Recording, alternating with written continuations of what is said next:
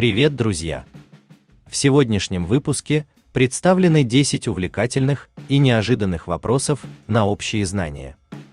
Предлагаем проверить свои знания с помощью нашего теста. Если готовы, то начнем. Кинокомпания, которая выпустила первый звуковой фильм.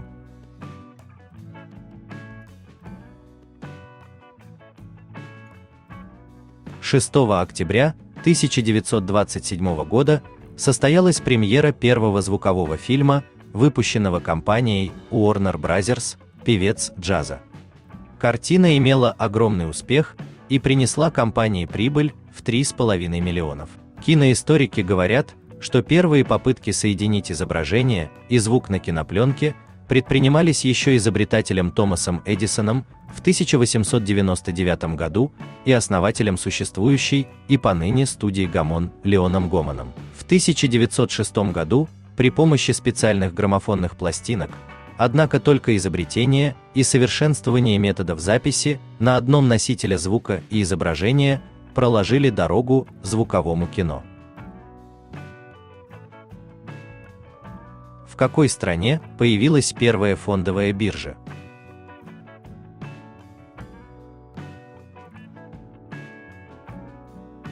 Согласно книге рекордов Гиннесса, Амстердамская фондовая биржа – старейшая биржа в мире. Известна также как Euronext Amsterdam. Амстердамская фондовая биржа является площадкой, на которой впервые были официально размещены акции. Основана в 1602 году голландской Ост-Индской компанией Нидерланды, существовавшей до 1798 года и занимавшейся торговлей чаем, серебром, опиумом и другими товарами. Именно эта компания, первая в истории, разместила свои акции на бирже. Каждый инвестор имел право на получение части прибыли. В период с 1600 по 1650 средние дивидендные выплаты составляли 16% годовых. Писатель Уильям Сидни Портер больше известен читателям под псевдонимом.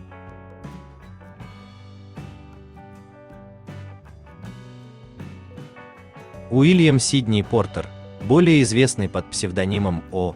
Генри, был американским писателем, известным в основном своими рассказами, хотя он также писал стихи и научно-популярную литературу.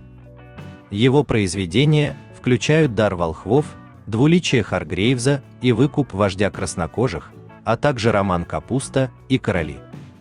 Рассказы Портера известны своими натуралистическими наблюдениями, остроумным повествованием и неожиданными концовками. Наследие Портера включает в себя премию О. Генри, ежегодную премию, присуждаемую за выдающиеся рассказы. Что такое букмал?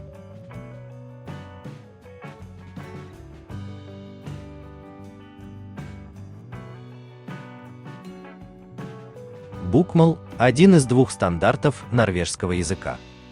Сформировался на основе датского языка после 4 столетий правления Дании над Норвегией.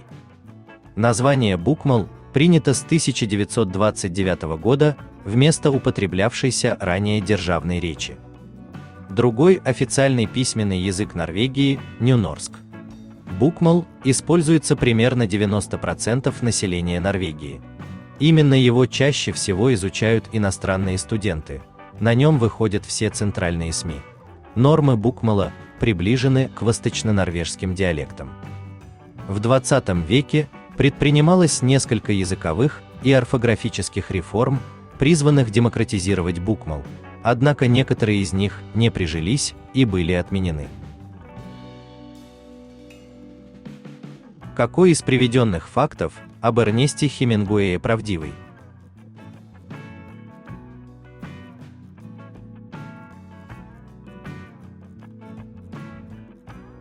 Эрнест Миллер Хемингуэй – американский писатель, военный корреспондент, лауреат Нобелевской премии по литературе 1954 года. Широкое признание Хемингуэй получил благодаря своим романам и многочисленным рассказам.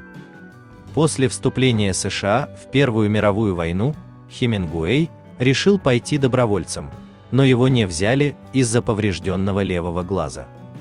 В начале 1918 года Эрнест Хемингуэй отозвался на кадровый поиск Красного Креста в Канзас-Сити и вызвался быть водителем скорой помощи на итальянском фронте. 8 июля 1918 года Хемингуэй был тяжело ранен минометным огнем. Несмотря на раны, он помогал спасать итальянских солдат, за что получил итальянскую серебряную медаль за отвагу. В госпитале из него извлекли 26 осколков, при этом на теле Эрнеста было более 200 ран. В 1944 году Хемингуэй участвовал в боевых полетах бомбардировщиков над Германией и оккупированной Францией.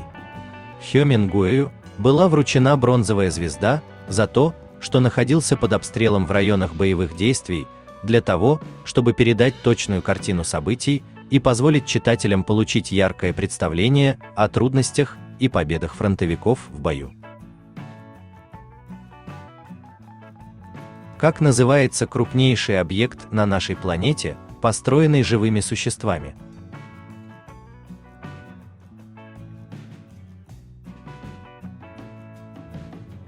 Большой барьерный риф – крупнейший в мире коралловый риф, который находится в Тихом океане. Гряда насчитывает более 2900 отдельных коралловых рифов и 900 островов в Коралловом море. Большой барьерный риф является самым большим на Земле природным объектом, образованным живыми организмами. Его можно увидеть из космоса. Структура этого рифа образована из миллиардов крошечных организмов, известных науке как коралловые полипы. Большой барьерный риф поддерживает жизнь огромного разнообразия живых организмов, и благодаря этому в 1981 году был выбран ЮНЕСКО в качестве объекта всемирного наследия. Большая часть рифов находится под защитой Морского национального парка, который помогает ограничить воздействие антропогенных факторов, таких как рыболовство и туризм. В какой стране расположена самая высокогорная ледовая арена в мире?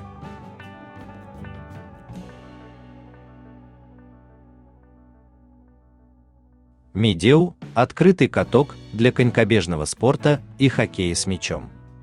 Он расположен в горной долине на юго-восточной окраине Алматы, Казахстан. Медеу находится на высоте 1691 метр над уровнем моря. Он состоит из 10,5 тысяч квадратных метров льда и использует сложную систему замораживания и полива для обеспечения качества льда. Медеу сохраняет свой статус одного из самых известных туристических мест в Казахстане. 1 июня 2022 года в Медеу открылся летний сезон катания на роликовых коньках. Стадион перешел на круглогодичный формат. 450 квадратных метров было отведено под крытый ледовый корт, остальное пространство занял роллердром. Кому пришла идея электрического стула?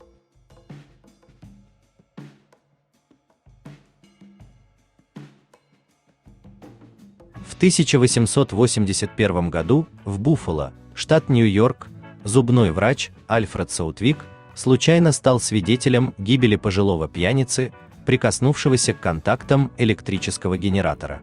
Пораженный тем, как быстро и внешне безболезненно наступила смерть, Саутвик обратился к другу, сенатору Дэвиду Макмиллану, с предложением заменить веревку на провода.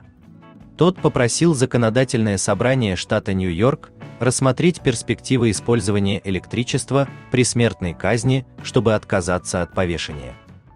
В 1886 году была создана комиссия для исследования вопроса о наиболее гуманном и заслуживающем одобрения способе приведения в исполнение смертных приговоров. На этом этапе в историю электрического стула включился знаменитый Томас Эдисон. Изобретатель устроил в Уэст-Оранже показательный опыт.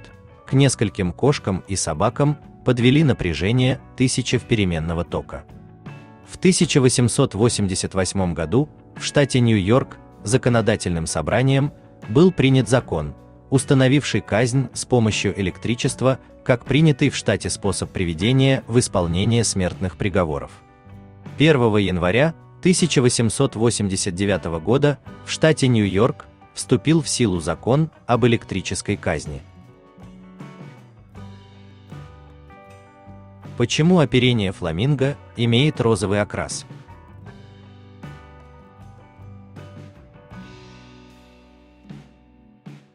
Птенцы фламинго появляются на свет серого цвета. Оперение у них пепельного оттенка. Когда они подрастают, становятся белыми, по степени взросления их перья приобретают экзотический оттенок – розовый, оранжевый или красный. Именно еда, преобладающая в рационе птицы, определяет ее цвет. Розовый оттенок может быть разной интенсивности, он определяется концентрацией каротиноидов в пище птицы. Назовите продукт, который не портится.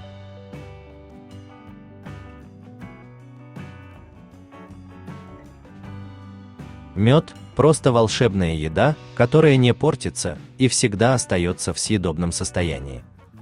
Мед состоит из 80% сахара и примерно 15–18% воды.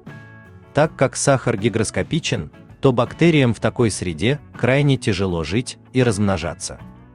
Мед также очень плотный, что лишает бактерий кислорода. А также во время производства меда пчелы выделяют в нектар фермент, который помогает сохранять мед. Настоящий мед имеет способность только лишь к засахарению. Я надеюсь, вам понравился этот выпуск, и вы смогли узнать что-то новое. Не забудьте поделитесь этим видео с друзьями, пусть и они проверят свои знания. Не забывайте подписаться и нажать на колокольчик.